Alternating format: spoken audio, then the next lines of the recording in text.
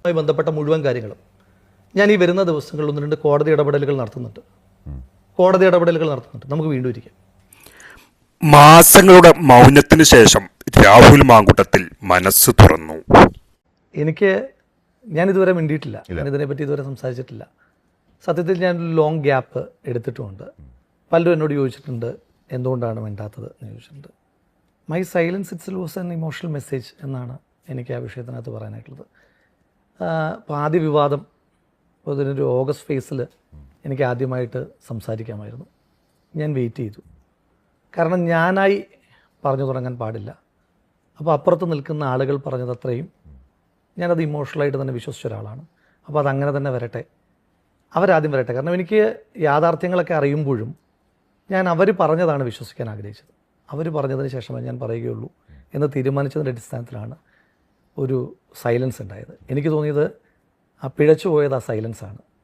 പക്ഷേ അതിൽ ഉണ്ടാകുന്ന നഷ്ടങ്ങളൊക്കെ എനിക്കൊരു പ്രയാസമായിട്ട് തോന്നുന്നില്ല. കാരണം എൻ്റെ ജീവിതത്തിൽ ഒരു ചിരിയിലൂടെയെങ്കിലും എപ്പോഴെങ്കിലും കടന്നുപോയ ഒരു മനുഷ്യന്മാരെയും അവരിനി എന്നോട് എത്ര ദ്രോഹം ചെയ്താലും തിരിച്ച് റിയാക്ട് ചെയ്യില്ല എന്നുള്ളത് എല്ലാ കാലത്തുമുള്ള എൻ്റെ ശൈലിയാണ്. ഈ വിഷയങ്ങളുമായിട്ട് ബന്ധപ്പെട്ടിട്ടുണ്ടല്ല.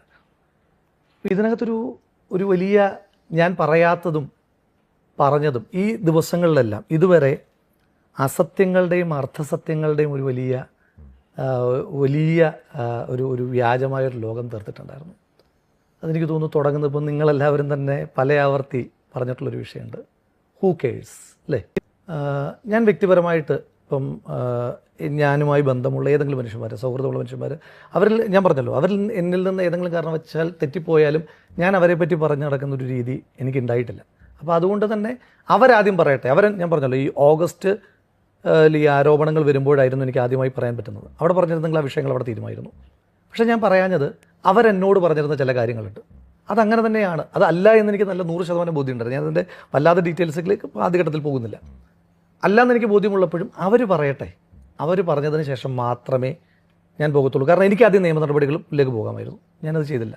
അവർ നിയമ നടപടികൾ ഇല്ലല്ല. ഞാൻ എന്തിനാണ് ഹൂ കേഴ്സ് എന്ന് പറഞ്ഞത്? ഞാൻ പിന്നീട് മാധ്യമങ്ങൾ നിങ്ങളുടെ ഒരു തലക്കെട്ടിൻ്റെ സൗകര്യത്തിന് വേണ്ടിയിട്ടോ അല്ലെങ്കിൽ ഇതിന് പിന്നിലൊരു വലിയ ഗൂഢാലോചനയുണ്ട്, ഞാനത് പറയാം. ആ ഗൂഢാലോചനയുടെ ഭാഗമായിട്ട് അവർ നിങ്ങളെ കൊണ്ട് ചിന്തിപ്പിച്ചതാണ് സ്ത്രീകൾ പരാതി പറയുമ്പോൾ ഹൂ കെയേഴ്സ് എന്ന് ഞാൻ പറയുന്നു എന്ന്. വളരെ കോൺക്രീറ്റ് ആയിട്ട് അന്നും ഇന്നും പറയുന്നൊരു കാര്യമുണ്ട്. ഞാൻ ഈ രാജ്യത്തെ ഏതെങ്കിലും നിയമങ്ങൾക്ക് വിരുദ്ധമായിട്ടൊരു കാര്യവും ചെയ്തിട്ടില്ല. ഇന്നത്തെ ദിവസം വരെ ചെയ്തിട്ടില്ല. ഞാൻ ഇന്നത്തെ ദിവസം വരെ ഏതെങ്കിലും ഒരു സ്ത്രീയെ അവരുടെ അനുവാദമോ അവരുടെ താല്പര്യമോ ഇല്ലാതെ ബാഡ് ടച്ച് എന്നുള്ളത് വിട്ടേക്കൂ, ഒരു ഷെയ്ക്ക് ഹാൻഡ് പോലും കൊടുത്തിട്ടില്ല. അപ്പോൾ അത്തരം ധാർമ്മികതകളൊക്കെ നന്നായി വെച്ച് പുലർത്തുന്ന ഒരാൾ തന്നെയാണ് ഞാൻ. അപ്പോൾ അതുകൊണ്ട് തന്നെ അത്തരം കാര്യങ്ങളിൽ എനിക്ക് ഞാൻ അധാർമികമായി എന്തെങ്കിലും ചെയ്തുവെന്നോ അതല്ലെങ്കിൽ ഞാൻ നിയമവിരുദ്ധമായി എന്തെങ്കിലും ചെയ്തുവെന്നോ എനിക്ക് അഭിപ്രായമില്ല. ഞാൻ ചോദിക്കുന്നത്, ഈ സർക്കാരിൻ്റെ കാലഘട്ടത്തിൽ ഏറ്റവും അധികം ദിവസം ജയിലിൽ കിടന്നിട്ടുള്ള ഏതെങ്കിലും ഒരു പ്രധാനപ്പെട്ട പദവികളിലിരുന്ന ആളുകളിൽ ഒരാളാണ്. എന്നേക്കാൾ കൂടുതൽ ദിവസം ജയിലിൽ കിടന്നിട്ടുള്ള ഒരാളും ഉണ്ടാവില്ല. അപ്പോൾ അതുകൊണ്ട് ജയിൽ എന്നെ ഭയപ്പെടുത്തുന്നു, എന്നെ ഭീതിപ്പെടുത്തുന്നിട്ടുള്ളൊരു കാര്യമല്ല. ഈ കേസുകളുമായി ബന്ധപ്പെട്ട് ഞാൻ ജയിലിൽ പോകില്ല എന്ന് ഞാൻ തീർപ്പ് കേൾപ്പിച്ചിരുന്നു. കാരണം ഞാൻ ജയിലിൽ പോകേണ്ട കുറ്റം ചെയ്തിട്ടില്ല എന്ന് എനിക്ക് നല്ല ബോധ്യമുള്ളതുകൊണ്ട്. അല്ല ഞാൻ പറഞ്ഞോട്ടെ, അത് കോടതികൾ ഇപ്പോൾ തീരുമാനിക്കുന്നുണ്ടല്ലോ. അപ്പോൾ ഈ നിങ്ങളൊരു കാര്യം മനസ്സിലാക്കേണ്ടത്, ഇപ്പം ഒളിച്ചോടി എന്ന് പറയുന്നത് വേണമെങ്കിൽ ഞാൻ പറയാം. എനിക്കിപ്പം സാങ്കേതികമായി നിയമപരമായിട്ടൊരു വാചകം പറയാം. ഞാൻ നിയമപരമായിട്ട് ഒളിച്ചോടിയിട്ടില്ല. ഒളിച്ചോടുക എന്ന് പറഞ്ഞാൽ ഈ നിയമ സംവിധാനത്തെ ഒന്നും വിശ്വസിക്കാതെ പോകുന്നതിനെയാണ് നമ്മൾ ഒളിച്ചോട്ടം എന്ന് പറയുന്നത്. ഞാൻ ചെയ്തത് ഈ രാജ്യത്തെ നിയമ സംവിധാനത്തോട് നല്ല വിശ്വാസമുള്ളൊരു പൗരൻ എന്ന നിലയിൽ ആൻറ്റിസിപ്പേറ്ററി ബെയിലിന് മൂവ് ചെയ്യുകയാണ്. അതൊരു പൗരൻ എന്ന നിലയിൽ എൻ്റെ അവകാശമാണ്. ഇനി ഞാൻ തെറ്റ് ചെയ്തിട്ടില്ല എന്ന് നാളുകളിൽ ശ്രീ ഹാഷ്മിക്ക് ബോധ്യപ്പെടുകയാണെങ്കിൽ ഈ ജയിലിൽ കിടന്ന് വെറുതെ ആകില്ലേ? അത് തെറ്റാകില്ലേ? അത് ഹാഷ്മിക്ക് ഇപ്പോൾ അറിയില്ല, പക്ഷേ എനിക്കറിയാം. ഞാൻ തെറ്റ് ചെയ്തിട്ടില്ല, ജയിലിൽ കിടക്കാനുള്ളൊരു തെറ്റ് ചെയ്തിട്ടില്ല എന്നറിയാം. അപ്പോൾ എൻ്റെ ഒരു തീരുമാനമായിരുന്നു, എൻ്റെ വ്യക്തിപരമായ തീരുമാനമായിരുന്നു, ഈ കേസുമായി ബന്ധപ്പെട്ട് ഞാൻ ജയിലിൽ കിടക്കില്ല. പക്ഷേ എന്നെ ജയിലിൽ കിടത്തി അടക്കൂ എന്ന് സർക്കാർ തീരുമാനിച്ചതുകൊണ്ടാണ് 3ാമത്തെ പരാതി ഉണ്ടാകുന്നത്. ആയിക്കോട്ടെ, അത് അവരുടെ ഇഷ്ടം. 3ാമത്തെ പരാതിയിൽ സെഷൻസിൻ്റെ ബെയിൽ ഓർഡർ അങ്ങ് വായിച്ചിട്ടുണ്ടാകുമല്ലോ. ആ ബെയിൽ ഓർഡറിന് പക്ഷേ പരാതിയുടെ പ്രാധാന്യം കൊടുത്തില്ല. അതൊക്കെ നിങ്ങളുടെ ചോയ്സാണ്, അതിലൊന്നും ഞാൻ ഇടപെടുന്നില്ല. അതൊക്കെ നിങ്ങളുടെ പരിപൂർണ്ണമായിട്ടുള്ള ബെയിൽ ഓർഡർ താങ്കൾ വായിച്ചു നോക്കും. ആ ബെയിൽ ഓർഡർ വായിച്ചു നോക്കുമ്പോൾ താങ്കൾക്ക് മനസ്സിലാകും ഈ കേസുമായി ബന്ധപ്പെട്ട് അത് ഞാൻ ഓവർ കോൺഫിഡൻ്റ് അല്ല, ഞാൻ തെറ്റ് ചെയ്തിട്ടില്ല എന്നുള്ള ഉത്തമമായ ബോധ്യമാണ്. അത് വേറെ ഏതെങ്കിലും തരത്തിൽ എൻ്റെ അധികാരമോ എൻ്റെ സ്വാധീനമോ ഒന്നുമല്ല. ഈ രാജ്യത്തെ പിന്നിലൊരു വലിയ ഗൂഢാലോചനയുണ്ട്. ഇവരിങ്ങനെ എന്നെ പറ്റിയിട്ടുള്ള കഥകൾ ഇങ്ങനെ പ്രചരിപ്പിക്കുകയാണ്. ഈ ഒരു വലിയ സംഘം, ആ സംഘത്തിനകത്ത് ഞാനത് ഡീറ്റെയിൽ ആയിട്ട് പറയാം. ആ സംഘത്തിനൊരു കേരളത്തിലൊരു പ്രധാനപ്പെട്ട ഓഫീസ് കേന്ദ്രീകൃതമായിട്ടുള്ളൊരു കിങ് പിൻ പ്രവർത്തിക്കുന്നുണ്ട്. ആരാണ് പറയാം, ഒരു കിങ് പിൻ ഉണ്ട്. അതിന് താഴെ ഇത് പ്രൊപ്പഗേറ്റ് ചെയ്യാനായിട്ട് 4 പ്രധാനപ്പെട്ട ജേർണലിസ്റ്റുകൾ, ഒരു ജേർണലിസ്റ്റിൻ്റെ പാർട്ട്ണർ, കോൺഗ്രസിനകത്താണ് എന്ന് കോൺഗ്രസ്സുകാരെ തെറ്റിദ്ധരിപ്പിക്കുന്ന ഒരു ട്രൈറ്റർ. അവരെന്നെപ്പറ്റി മാത്രമല്ല, വേറെ ഒരുപാട് പേരെ പറ്റി മോശം പറയും. ഒരുപാട് തലകൾ കൊയ്യുവാൻ വേണ്ടിയിട്ട് കടന്നുകൂടിയ ട്രൈറ്ററാണവർ. അവർ പിന്നെ CPM-ൻ്റെ ഓരത്ത് ചേർന്ന് നിൽക്കുന്ന 2 പേർ, ഇവരുടെ ഒരു സംഘം. ഇവർ ചെയ്തതെന്ന് പറഞ്ഞാൽ അങ്ങടക്കമുള്ള മാധ്യമപ്രവർത്തകരോട് കഴിഞ്ഞ ഒരു വർഷക്കാലമായിട്ട് എന്നെ പറ്റിയിട്ട് ഇങ്ങനെ കഥകൾ പറയുകയാണ്. അയാളോട് മിസ്ബിഹേവ് ചെയ്തു, ഇയാളോട് മിസ്ബിഹേവ് ചെയ്തു, അയാളോട് അങ്ങനെ മെസ്സേജ് അയച്ചു, ഇയാളോട് ഇങ്ങനെ മെസ്സേജ് അയച്ചു. ശ്രീ ഹാഷ്മി ആരുടെ കാര്യം വേണമെങ്കിൽ എന്നോട് പേഴ്സണലി ചോദിച്ചു. ഇപ്പം നമുക്ക് പേരുകളിലേക്ക് ഡ്രാഗ് ചെയ്യാൻ എനിക്ക് താല്പര്യമില്ലാത്തതുകൊണ്ട് ആരുടെ കാര്യം വേണമെങ്കിലും ചോദിച്ചു. ഞാൻ അവരുടെ ചാറ്റ് എടുത്തിട്ട് ഹാഷ്മിക്ക് അങ്ങ് തരാം, എൻ്റെ ഫോൺ തന്നെ തന്നേക്കാം. ഹാഷ്മി എടുത്ത് നോക്കിയിട്ട് ഈ ഹാഷ്മിയോട് പറഞ്ഞിട്ടുള്ള ഏത് കഥയിലും ആരും അവരറിഞ്ഞിട്ടല്ല പറയുന്നത്, പറഞ്ഞിട്ടുള്ള ആരുടെയും കൺവെർസേഷൻസ് പരിശോധിക്കാം. ഒരു വൺ സൈഡഡ് കൺവെർസേഷനോ അല്ലെങ്കിൽ ഒരു മാനിപ്പുലേഷനോ അങ്ങനെ എന്തെങ്കിലും താങ്കൾക്ക് കാണാൻ പറ്റുന്നുണ്ടെങ്കിൽ താങ്കൾ പറഞ്ഞു. ഒരു ദിവസം ഒരു യുവനടി, ഞാനങ്ങനെ അവർ ചെയ്തതുപോലെ പേരൊന്നും പറയാതെ പോകുന്നില്ല, റിനി ആൻഡ് ജോർജ് എന്ന് പറയുന്ന പെൺകുട്ടി വന്നിട്ട് ഒരു മാധ്യമത്തിൽ ഒരു ഓൺലൈൻ ഇൻ്റർവ്യൂവിലാണ് എനിക്കെതിരെ ആദ്യമായിട്ട് ഒരാക്ഷേപം ഉന്നയിക്കുന്നത്. അപ്പം സ്ത്രീകൾക്കെതിരായിട്ടുള്ള പരാതികളൊക്കെ പറയുമ്പോൾ ഹൂ കെയേഴ്സ് എന്ന ആറ്റിറ്റ്യൂഡുള്ള ആളുകളെ പറ്റിയിട്ടാണ് പറയുന്നത്. എന്നിട്ട് അവർ പറഞ്ഞു ഞാൻ അവരെ പരിചയപ്പെട്ടതിന് 24 മണിക്കൂറിന് ശേഷം മിസ്ബിഹേവ് ചെയ്തു എന്നാണ് അവരുടെ പരാതി. ആദ്യത്തെ ദിവസം പറഞ്ഞില്ല, പിന്നീടാണ് അവർ അത് പറയുന്നത്. അപ്പോൾ ഇത് കേൾക്കുമ്പോൾ ഞാനിങ്ങനെ ഞെട്ടിദ്ധരിച്ചിരിക്കുകയാണ്. ഇപ്പോഴും എനിക്ക് റിനിയോട് ചോദിക്കാനായിട്ടുള്ളത്, ഇപ്പോൾ ഞാൻ പരിചയപ്പെട്ട് 24 മണിക്കൂറിന് ഉള്ളിൽ റിനിയെ ഹോട്ടലിലേക്ക് വിളിച്ചിട്ടുണ്ടെങ്കിൽ റിനിയുടെ മറുപടി എന്തായിരുന്നു? അതുകൂടി ഇപ്പോൾ പബ്ലിക് ഡൊമൈനിൽ വെച്ചോളൂ. എനിക്കറിയുന്ന കുറേ കാര്യങ്ങൾ പറയാം വിത്ത് എവിഡൻസ്. ചാറ്റ് ശ്രീ ഹാഷ്മിക്ക് പരിശോധിക്കാനും തരാം, ഞാൻ വെറുതെ പറയുകയല്ല, ഹാഷ്മിക്ക് പരിശോധിക്കാം. എന്താണ് ഞാൻ തരാം, ചാറ്റ് തരാം. എനിക്കറിയുന്ന അതിന് ശേഷമുള്ള റീസെൻ്റ് ആയിട്ടുള്ള ടൈം ലൈൻ മാത്രം പറയാം. ഈ റിനി പരാതി പറയുന്നതിന് തൊട്ടു മുമ്പ് മെയ് മാസം 28-ാം തീയതി ഞാൻ ഫ്ലൈറ്റിലിരിക്കുകയാണ്. ഫ്ലൈറ്റിൽ പിന്നെ കയറി എല്ലാവരും ഇരുന്നു. അപ്പോൾ അനൗൺസ്മെൻറ്റുകളൊക്കെ തുടങ്ങി. റിനിയുടെ ഫോണിൽ നിന്നും തുരുതുര എനിക്ക് കോൾ വരികയാണ്. ഞാൻ ഫോൺ എടുക്കുന്നു. അപ്പം ഞാൻ ആദ്യത്തെ ഫോണൊന്നും എടുത്തില്ല. അപ്പം ഞാൻ ഫോൺ എടുക്കുന്നു. എന്താ അപ്പോൾ തുരുതുര ഒരാൾ വിളിക്കണം. ഞാൻ ചോദിച്ചു എന്താ? അപ്പോൾ പറഞ്ഞു എൻ്റെ അമ്മയുടെ ബർത്ത്ഡേ ആണ്, മെയ് 28 ആലിക്കണം. മെയ് 28 പറയുന്നു എൻ്റെ അമ്മയുടെ ബർത്ത്ഡേ ആണ്. ഞാൻ പറഞ്ഞാട്ടെ. അപ്പം ഞാൻ അന്ന് അമ്മയുടെ കൊടുക്കാം, അമ്മയ്ക്ക് നിങ്ങളെ ഭയങ്കര ഇഷ്ടമാണെന്ന് ഫോൺ കൊടുത്തോട്ടെ. അപ്പോൾ ഞാൻ ഫോൺ കൊടുത്തു. അപ്പോൾ ഞാൻ ആ അമ്മയോട് പറഞ്ഞു അമ്മേ ഹാപ്പി ബർത്ത്ഡേ ടു യു, പിന്നെ ഞാൻ ഫ്ലൈറ്റിലാണ്, പിന്നീട് സംസാരിക്കാമെന്ന് പറഞ്ഞിട്ട് ഫോൺ കട്ട് ചെയ്തു. പരിചയപ്പെട്ട് 24 മണിക്കൂറിനകം ഒരു മോശം അനുഭവമുള്ള, ഇത്തരത്തിലൊരു മോശം അനുഭവമുള്ള ആൾ ഈ ആരോപണം അത് ഉന്നയിക്കുന്നത് ഒരു 3-4 വർഷം അവർ തന്നെ പറയുന്ന കാലയളവിന് ശേഷം 2025 ഓഗസ്റ്റ് മാസം 19-ാം തീയതി മറ്റുമാണ് പറയുന്നത്. ആ ഓഗസ്റ്റിന് തൊട്ട് മുമ്പുള്ള മെയ് 28-നാണ് ഇവരെന്നെ ഇങ്ങനെ വിളിക്കുന്നത്. അതിനു മുൻപ് ഇവർ തൃശ്ശൂരിലൊരു പരിപാടിയിൽ പങ്കെടുക്കാൻ വന്നിട്ട്, തൃശ്ശൂർ വരെ അവരുടെ ഡെസ്റ്റിനേഷനുള്ളതെന്ന് അവരെന്നോട് പറഞ്ഞത്. എന്നോട് ചോദിച്ചു പാലക്കാട് ഞാൻ ഉണ്ടെന്ന് പറഞ്ഞ് അവരെന്നെ പാലക്കാട് വന്ന് കണ്ട് വളരെ സ്നേഹത്തോടെ എൻ്റെ ഓഫീസിൽ വന്ന് കണ്ട് പിരിഞ്ഞു പോയ ഒരാൾ. അതിനു മുൻപ് നിലമ്പൂർ ഉപതെരഞ്ഞെടുപ്പ് നടക്കുമ്പോൾ ഞങ്ങളെല്ലാവരും താമസിച്ചിരുന്ന, അപ്പം നമ്മളൊക്കെ കൂട്ടിമുട്ടിയ ഹോട്ടലുണ്ടല്ലോ, ആ ഹോട്ടലിൽ ഒരു ദിവസം അവരവിടെ എന്തോ ബൈ ചാൻസ് താമസിക്കാനായിട്ട് വന്നു. അപ്പോൾ ആൾക്കൂട്ടത്തിൽ വെച്ച് എന്നെ കണ്ട് എൻ്റെ അടുത്തേക്ക് വന്ന് സെൽഫി എടുത്ത ഒരാൾ പാലക്കാട് ഉപതെരഞ്ഞെടുപ്പിൻ്റെ സമയത്ത് എനിക്ക് പോലും അറിയില്ലായിരുന്നു, അവരെന്നെ കണ്ടിട്ടുമില്ല, 2 ദിവസം അവിടെ വർക്ക് ചെയ്യാൻ വന്നിട്ടുണ്ടെന്ന് പറയുന്ന ഒരാൾ ഒരു സുപ്രഭാതത്തിൽ വന്നിട്ട് ഇങ്ങനെ പറയുമ്പോൾ ഞാൻ അക്ഷരാർത്ഥത്തിൽ ഞെട്ടിയിരിക്കുകയാണ്. എന്താണ് ഈ പറയുന്നത് എന്നുള്ളൊരു ഞാനൊന്ന് പറഞ്ഞോട്ടെ. അപ്പോൾ അങ്ങനെ ഇപ്പോൾ സൗഹൃദം റിനിയുമായിട്ട് മാത്രമാണെന്ന് കരുതാനായിട്ട് ഞങ്ങൾ തമ്മിൽ പ്രണയമൊന്നുമില്ലല്ലോ, ഞങ്ങൾ തമ്മിൽ സൗഹൃദമാണല്ലോ ഉള്ളത്. സൗഹൃദത്തിൻ്റെ പേരിൽ അങ്ങനെ ഒരു പൊസഷൻ്റെ ആവശ്യമൊന്നുമില്ലല്ലോ. മാത്രമല്ല അങ്ങനെ സൗഹൃദത്തിൻ്റെ തെറ്റും ശരിയൊന്നും അല്ലല്ലോ റിനി പറഞ്ഞത്. റിനി ആരോപണമായിട്ട് ഉന്നയിച്ചത് എന്താ? 24 മണിക്കൂറിനകം മിസ്ബിഹേവ് ചെയ്തു. അങ്ങനെയാണെങ്കിൽ ആ കൺവെർസേഷൻ പുറത്തേക്ക് വിടട്ടെ, റിനിയുടെ മറുപടി എന്തായിരുന്നു എന്നും പുറത്തേക്ക് വിടട്ടെ. ഞാൻ അങ്ങനെ ചോദിച്ചിട്ടുണ്ടോ, റിനി എന്ത് പറഞ്ഞു എന്നുള്ള സാധനം പുറത്തേക്ക് വിട്ടിട്ടുണ്ടോ? ഞാൻ ആ കൺവെർസേഷൻ പൂർണ്ണമായിട്ട്, ഞാൻ പറഞ്ഞല്ലോ, റിനി അനുവദിച്ചാൽ ആ കൺവെർസേഷൻ മൊത്തം ഫുൾ കൺവെർസേഷൻ ഞാൻ പുറത്തേക്ക് വിടാം. 1 2 അല്ലല്ല, അതെങ്ങനെ ബ്ലാക്ക് മെയിലിംഗ് ആകുന്നത്? എനിക്കിപ്പോഴും മനസ്സിലാവാത്തൊരു കാര്യം ഇതാ. എന്നെപ്പറ്റി എന്തും പറയാം.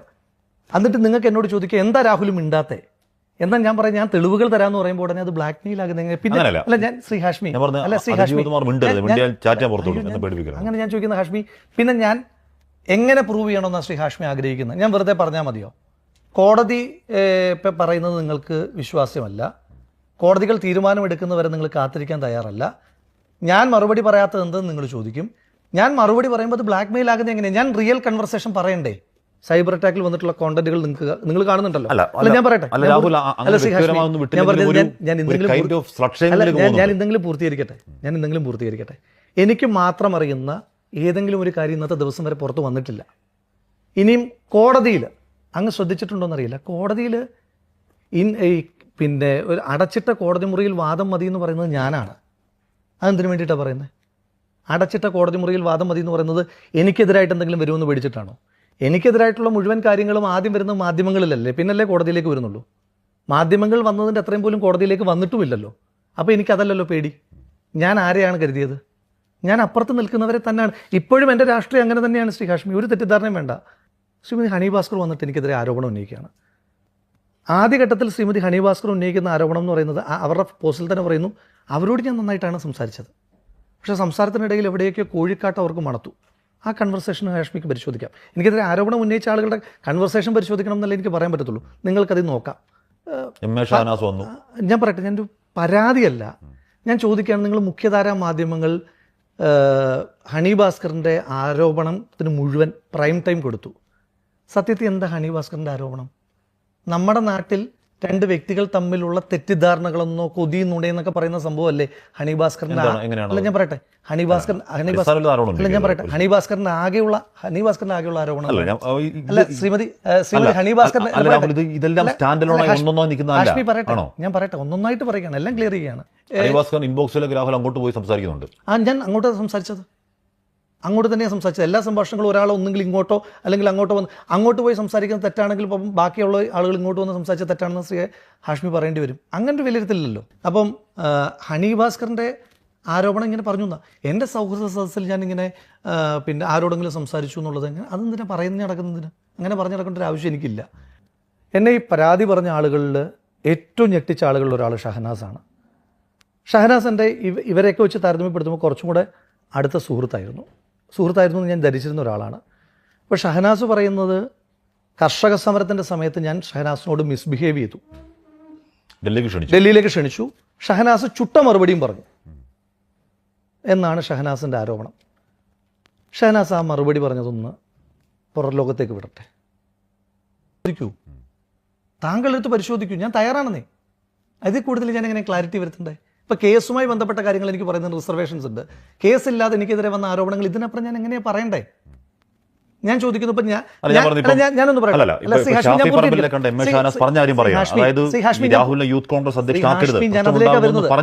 പൂർത്തീകരിക്കട്ടെ. ഞാൻ അതിലേക്കാണ് പറയുന്നത്. ഇനിയിപ്പോൾ ഞാൻ ചാറ്റ് പുറത്തു വിടുമെന്ന് പറഞ്ഞു കഴിഞ്ഞാൽ താങ്കൾ പറയും, ഞാൻ കാണിക്കാമെന്ന് പറഞ്ഞു കഴിഞ്ഞാൽ താങ്കൾ പറയും ഞാൻ ഭീഷണിപ്പെടുത്തുന്നതാണ്. വേണ്ട, ഷഹനാസ് തന്നെ കാണിക്കട്ടെ. ഇനിയും താങ്കളുടെ ചോദ്യം, താങ്കൾ എന്താ പറഞ്ഞത്? ഷാഫി പറമ്പിലിനോട് എന്നെ യൂത്ത് കോൺഗ്രസ് പ്രസിഡന്റ് ആക്കരുതെന്ന് പറഞ്ഞു. അതിനെപ്പറ്റി എനിക്കറിയില്ല. അത് ഷാഫി പറമ്പിലും ശ്രീമതി ഷഹനാസും പറയേണ്ടുന്ന കാര്യമാണ്. എനിക്കറിയുന്ന ഷഹനാസ് ഞാൻ യൂത്ത് കോൺഗ്രസ് പ്രസിഡന്റ് ആകാൻ ആശംസ നേർന്നിട്ടുള്ള ഷഹനാസാണ്. എനിക്കറിയുന്ന ഷഹനാസ് ഞാൻ യൂത്ത് കോൺഗ്രസ് പ്രസിഡന്റ് ആയതിനു ശേഷം എനിക്ക് അഭിനന്ദനം പറഞ്ഞ ഷഹനാസാണ്. എനിക്കറിയുന്ന ഷഹനാസ് ഞാൻ യൂത്ത് കോൺഗ്രസ് പ്രസിഡന്റ് ആയതിനു ശേഷം നീ ലിറ്ററേച്ചർ ഫെസ്റ്റിവൽ അടക്കമുള്ള പരിപാടികൾ നടത്തണം എന്ന് പറഞ്ഞ് എനിക്ക് ഉപദേശം തന്ന ഷഹനാസാണ്. എനിക്കറിയുന്ന ഷഹനാസ് ഞാൻ യൂത്ത് കോൺഗ്രസ് പ്രസിഡന്റ് ആയതിനു ശേഷം എൻ്റെ ഒരു ഭാരവാഹിയെ പറ്റി എന്നോട് സൂചിപ്പിച്ച ഷഹനാസാണ്. ഇനി എനിക്കറിയുന്ന ഷഹനാസ് പാലക്കാട് തെരഞ്ഞെടുപ്പ് നടക്കുന്നതിന് ജൂലൈ മാസം, തെരഞ്ഞെടുപ്പ് പ്രഖ്യാപിക്കപ്പെട്ടിട്ട് പോലില്ല, ജൂലൈ മാസം ഇങ്ങോട്ട് നീ പാലക്കാട് മത്സരിക്കുന്നുണ്ടോ എന്ന് ചോദിച്ച് നീ മത്സരിക്കണം എന്നോട് ഇങ്ങോട്ട് പറഞ്ഞ എൻ്റെ സുഹൃത്താണ്. ഷഹനാസ് എന്നെ ദുബായിലേക്ക് ക്ഷണിച്ചിട്ടുണ്ട്. പോട്ടെ, ഞാൻ പൂർത്തീകരിക്കട്ടെ. അത് തന്നെയാണ് പറയുന്നത്. ഞാൻ അവരെ പറ്റി ഒരു റോങ് ഇന്റൻഷൻ അല്ലെന്ന് ഞാൻ പറഞ്ഞല്ലോ. ഞാൻ പറയുന്ന മൊത്തം എന്താ കേൾക്കാത്തത്? ഷഹനാസ് എന്നെ ദുബായിലേക്ക് വിളിക്കുന്നത് മാക്ബത്ത് പബ്ലിക്കേഷൻസ് എന്ന് പറയുന്ന ഷഹനാസിന് കൂടി പങ്കാളിത്തമുള്ള ഒരു സ്ഥാപനം, ആ സ്ഥാപനത്തിൻ്റെ ബുക്ക് പബ്ലിഷിങ്ങിലാണ്. എൻ്റെ ചോദ്യം, 2020 മറ്റോ അല്ലേ ഈ കർഷക സമരവുമായി ബന്ധപ്പെട്ട് സംഭവം അവർ പറയുന്നത്? കർഷക സമരം ആ സമയത്താണല്ലോ. ആ ആളെ 2024 എന്തിനാ മാക്ബത്ത് പബ്ലിക്കേഷൻസിന്റെ പുസ്തക പ്രകാശനത്തിന് വേണ്ടി ക്ഷണിക്കുന്നത്?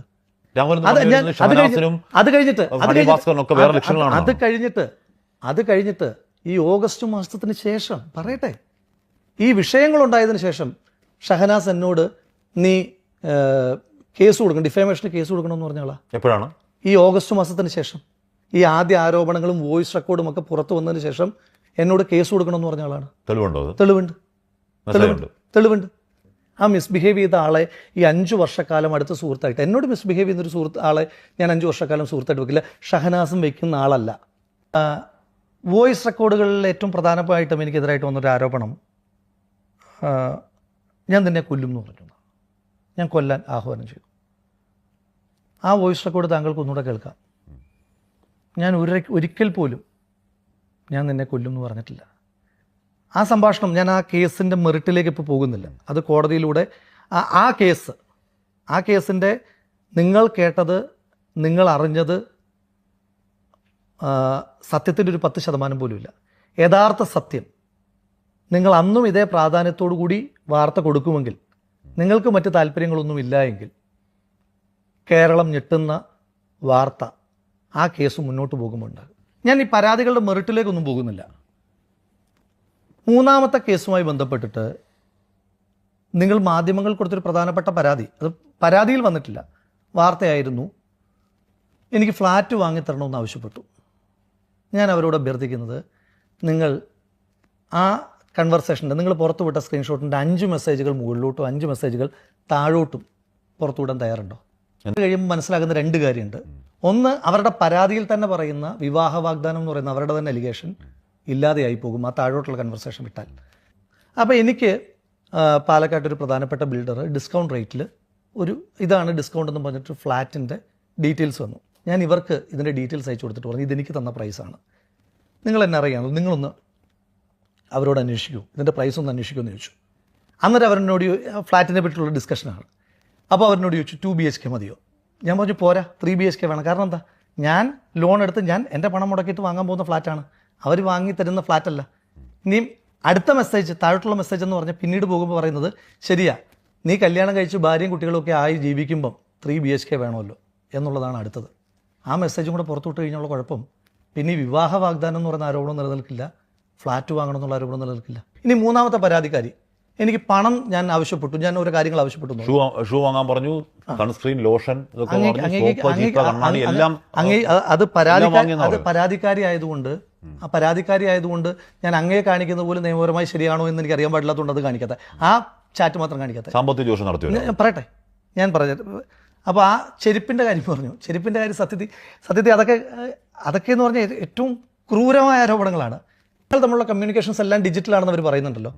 ഞാൻ അവരോട് ഇന്നത്തെ ദിവസം വരെ 1 രൂപ, ഒരുപാട് രൂപ വേണ്ട, 1 രൂപയെങ്കിലും ആവശ്യപ്പെടുത്തിട്ടുള്ള ഒരു മെസ്സേജ് അവർക്ക് പുറത്തുവിടാനുണ്ടോ? അതുമായി ബന്ധപ്പെട്ട മുഴുവൻ കാര്യങ്ങളും ഞാൻ ഈ വരുന്ന ദിവസങ്ങളിൽ 1-2 കോടതി ഇടപെടലുകൾ നടത്തുന്നുണ്ട്. നമുക്ക് വീണ്ടും ഇരിക്കാം.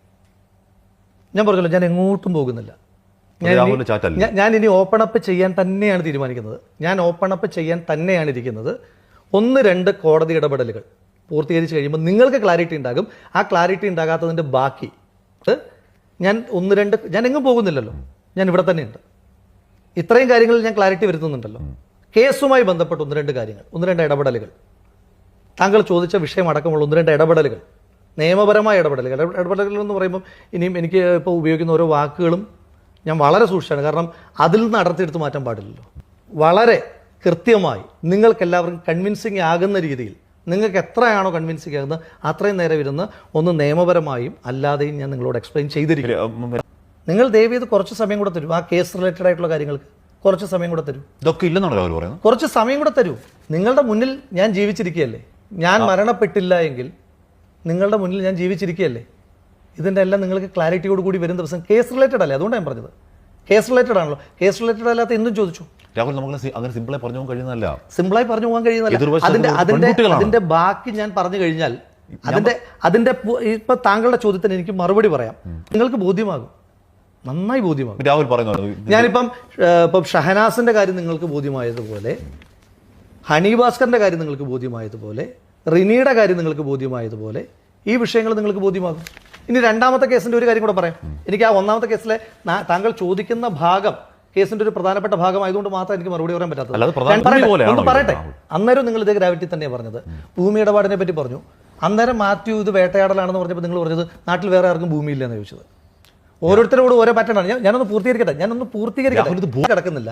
ഞാൻ ചോദിക്കുന്നത്, ഈ നാട്ടിൽ ഇതുവരെ വ്യാജ പരാതി എന്ന് പറഞ്ഞൊരു കാര്യം താങ്കൾ കേട്ടിട്ടില്ലേ? ഉണ്ട്, കേട്ടിട്ടില്ല. ഉണ്ട്. അല്ല, അങ്ങനെ ഉണ്ടായിട്ടുണ്ട്. എങ്കിൽ ഒന്നിന് പിന്നാലെ ഒന്നായി വ്യാജ പരാതി ഉണ്ടായിട്ടുണ്ടോ? ഉണ്ടായിട്ടുണ്ട്. അതിനകത്ത് നമുക്ക് എല്ലാവർക്കും അറിയുന്ന ഒരു പ്രധാനപ്പെട്ട കേസിലെ വ്യാജ പരാതിയെ പറ്റി നമുക്ക് എല്ലാവർക്കും ബോധ്യമുണ്ടല്ലോ. ഇനി പോട്ടെ, എല്ലാം വിട്ടേരെ. സോളാർ കേസ് നിങ്ങൾ ഏറ്റവും സെൻസേഷണലൈസ് ആയിട്ട് ചർച്ച ചെയ്തിട്ടുള്ള കേസാണല്ലോ സോളാർ കേസ്. അപ്പോൾ പറയരുത് ഉമ്മൻചാണ്ടി സാറുമായിട്ട് ഞാൻ താരതമ്യപ്പെടുത്തി എന്ന് പറയുന്നത്. എൻ്റെ ഏറ്റവും സ്ട്രോങ് പോയിന്റിൽ പോലും ഞാൻ ഉമ്മൻചാണ്ടി സാറിനോട് എന്നെ കമ്പയർ ചെയ്യുന്ന ഒരാളല്ല. എൻ്റെ ഏറ്റവും സ്ട്രോങ് പോയിന്റിൽ പോലും ഞാൻ കമ്പയർ ചെയ്യുന്ന ഒരാളല്ല. ഞാൻ ചോദിക്കുന്നത്, ഇപ്പം പല മാധ്യമപ്രവർത്തകരും വളരെ കുറ്റബോധത്തോടു കൂടി ഉമ്മൻചാണ്ടി സാർ എന്ന് പറയുന്നുണ്ട്. ഞാൻ ചോദിക്കുന്നത്, എപ്പോൾ തൊട്ടാണ് നിങ്ങൾ പറഞ്ഞു തുടങ്ങിയത്? ഉമ്മൻചാണ്ടി സാർ മരിച്ചതിന് ശേഷം. ഇപ്പം നിങ്ങൾ പറയുന്നില്ല. ആ മനുഷ്യൻ്റെ ഇല്ലാത്തൊരു CD തപ്പി കോയമ്പത്തൂരിലേക്ക് പോയിട്ടുണ്ട്, ഇതിനേക്കാൾ വലിയ ഗ്രാവിറ്റിയുള്ള വാർത്തകളുമായിട്ട്. ഞാൻ ചോദിച്ചു, അപ്പോൾ ഉമ്മൻചാണ്ടി സാറിനെ ഇപ്പോൾ നിങ്ങൾ പറഞ്ഞല്ലോ അത് തെറ്റായി പോയി, നിങ്ങൾക്കൊക്കെ ഒരു കൺവിക്ഷൻ ഉണ്ട്.